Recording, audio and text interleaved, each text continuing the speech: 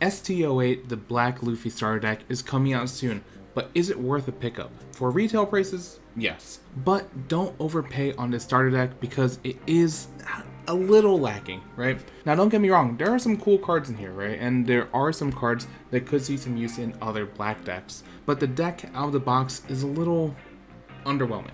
But to fully explain myself, I'll be going over what you get in the box, what are the most relevant cards for a meta, and can this leader keep up? So without further ado, let's get into it. So real quickly, just to go over what you get from a single box of the STO8 Luffy starter deck, here's your ratios. Starting off with our leader, we have Monkey D. Luffy. This is a mono black 5000 power leader, 5 life. On your turn, when a character is KO'd, give up to 1 Rested Dawn to this leader. Admittingly, this is kind of an underwhelming ability, but considering how many KO effects Black has, this has the potential to be good. And it does say when a character is KO'd, so if you do happen to KO multiple characters, because this isn't like a once per turn ability, you can give your Luffy multiple Dawn. And to be honest, I think the leader ability is a bit underrated, very similar to how I believe Garp's ability is underrated. Now the classic problem with Black has always been the KO abilities do cost you hand size, which is rough because there aren't a whole lot of ways to draw in Black, and so having to balance that is a little rough. But you know, early turns, right? You can play a 3-cost Kobe from OPO2, and then 3 to play, you KO one of their 3 costs or less, and then you give one to Rested Dawn to your leader. Now you have a 6000 power leader. Next up, the 4 copies of Makino. This is a 2 cost to play, 0 power, but it is our 2k counter for the deck, and it comes as a 4 of, which is nice, and it has a pretty good ability. On play, if there's a character with a cost of 0 in play, draw 1 card. Now I was just complaining that Black doesn't have a lot of card draw. Well, here's your answer. 1 Makino. To be honest, I do think that she works better in maybe other decks, such as a Smoker deck that has an inherent ability to minus the cost of something. But this is a pretty good play, and if you have enough cost reduction abilities to be able to draw 1 in Black is very nice. Next up, we do have the 4 copies of Shirahoshi, 4 cost to play, 0 power, but counter plus 1k. It has blocker, and then also on play, give up to one of your opponent's characters, minus 4 costs during the turn. So a blocker with a bit of extra utility, minus 4 is a pretty decent amount, which is nice. And it can combo with some of your bigger removal, such as a Kainu. Jesus, I forget, does the card say a Kainu or a Sakazuki? You know what I'm talking about. The 6000 power that just blows up a lot of things. Next up, we have Vivi, 3 cost to play, 1000 power, counter plus 1k, is a blocker, but also has a trigger ability, play this card. Once again, you'll see a theme of, might not work very well with Luffy, but it does have some synergy with other decks that are already out there, such as Black and Yellow Big Mom. Next up, and I actually find this one kind of interesting, it's Kobe, 4 cost to play, 1000 power, counter plus 1k, but activate main, you may rest this character, KO up to one of your opponents with a cost of 2 or less. And besides the fact that this is kind of like a mini Garp, which is really nice flavor-wise, thematic-wise, I do like this ability because you don't have to discard from your hand. Now you are limited to 2 costs or less, but with enough costs minus abilities, you can get there. So I really like this card a lot. And it's Navy, which is kind of important. Next up, we have Higuma. This is a 1 cost to play, 2000 power, counter plus 1k. On play, give up to one of your opponent's characters, minus 2 costs for this turn. So essentially, this is a slightly more powerful version of Suru. Next up, we have the first super rare of the deck, Uta. So 2 cost to play, 3000 power. Permanent ability, this character cannot be KO'd by battling against a leader. So if your leader tries to swing into, or if their leader tries to swing into it, no good. And then also activate main, you can rest this card, give up to one of your opponent's characters, cost minus 2 during this turn. So a cost minus ability that has a little bit of protection from leaders. I think the play here is really to utilize this to KO some of your opponent's characters and hope that they can't swing back at you. Next up is Gaimon, 2 cost to play, 4000 power, counter plus 1k, vanilla.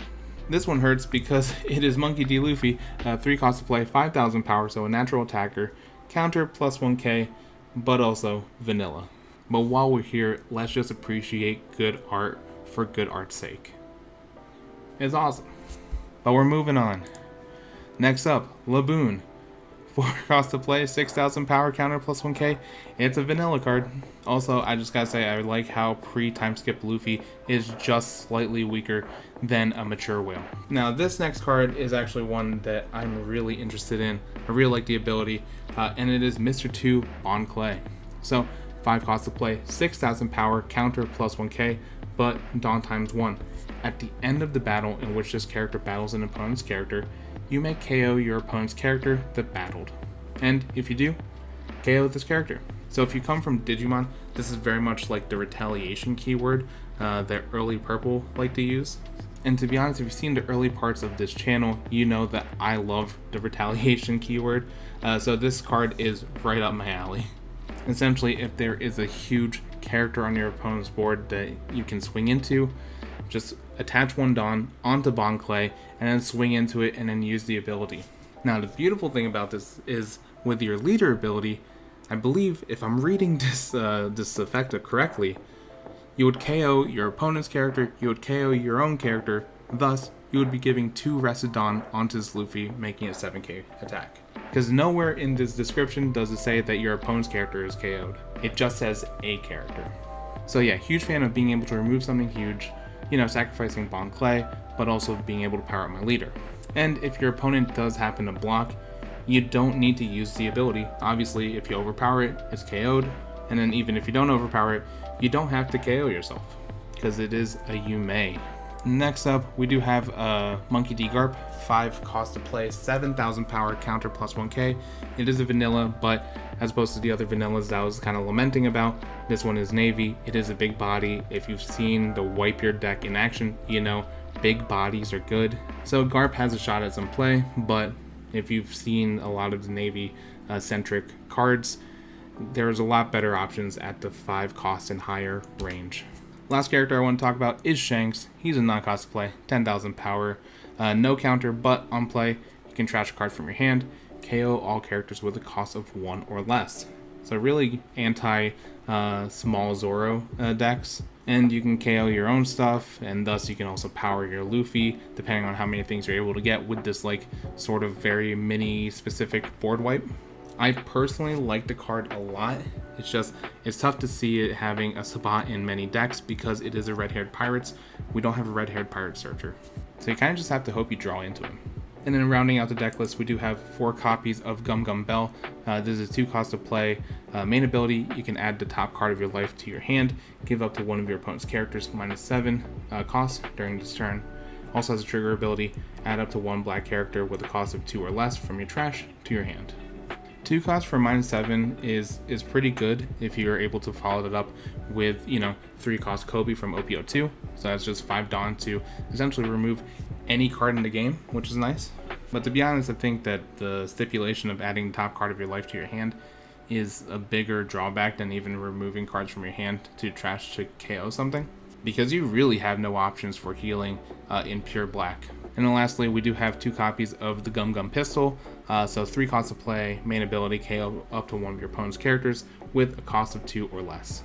And then trigger, draw 1 card. So pretty cool coming out in life if you're able to draw. And with enough minus abilities, I can see this having some application, right? But I would say of all of these cards, probably the most useful ones are going to be Makino as another 2k counter and pretty good in Smoker to get a little bit of card draw. I'd say Kobe in a Navy-centric package. Kobe acts as a way to remove something without having to discard from your hand.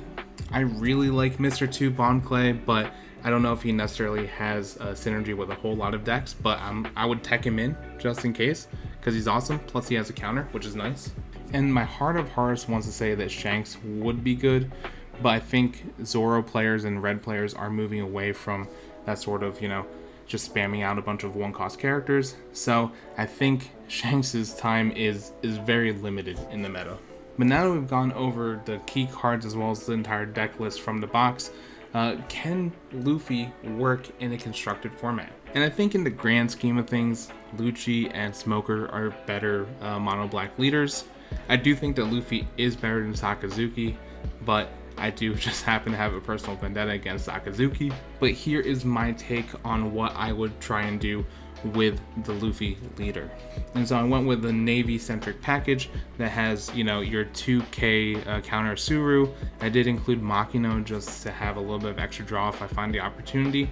I included the new Kobe because I think he is really good, and the ability to remove things while also not having to discard is nice. And with the classic Navy package of having the Isho, the Kuzan in the back end of it, you know, there's a possibility that he can get a lot of people, especially in that end state. So with that all said, what do I think about the Luffy and the Luffy starter deck? Is he worth picking up? I would say for retail, yes, go ahead, pick him up. If you can get him for that sort of $12 to like even $15 range, I think there are some good pieces in here. And obviously, if you like the Uta, if you like the Shanks, you know, you're going to need to pick up 2 copies. But if you're still seeing starter deck prices in the sort of $20 to $25 range, I would wait.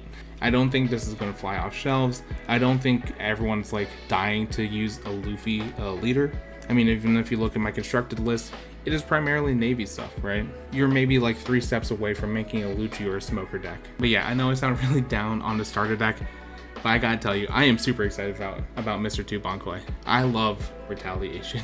Speaking of things I love, here is a look at the Big Mom list that I use to win my store championships in my area, and it does have some surprising tech in it, aka everyone's favorite Cloud Boy, Zeus.